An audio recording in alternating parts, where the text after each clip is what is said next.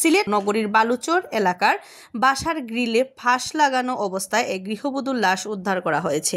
বুধবার 16 জুলাই সকালে নগরীর বালুচরের একটি বাসা থেকে গৃহবধূর লাশ উদ্ধার করেছে পুলিশ ও স্থানীয় সূত্র জানায়, বুধবার সকালে বালুচরের আরামবাগের রশিদ মঞ্জিল থেকে নিশাত ফাতিমা চৌধুরী বয়স 30 নামের এক গৃহবধূর লাশ উদ্ধার করা হয়।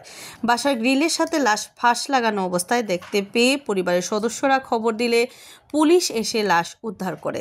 নিশাত ফাতেমা তার 2 ছেলে ও স্বামী শফি আহমদ চৌধুরীকে নিয়ে ওই বাসায় থাকতেন। শফি আহমেদ চৌধুরীর গ্রামের বাড়ি জকিগঞ্জ থানার পরচক গ্রামে।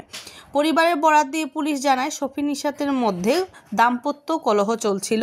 পুলিশের ধারণা, এই কলহের জের ধরে নিশাতের মৃত্যু হতে পারে।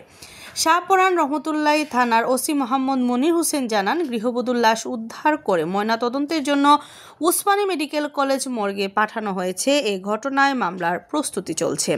আন্নামা চৌধুরী, সিলেট ভিউ, সিলেট।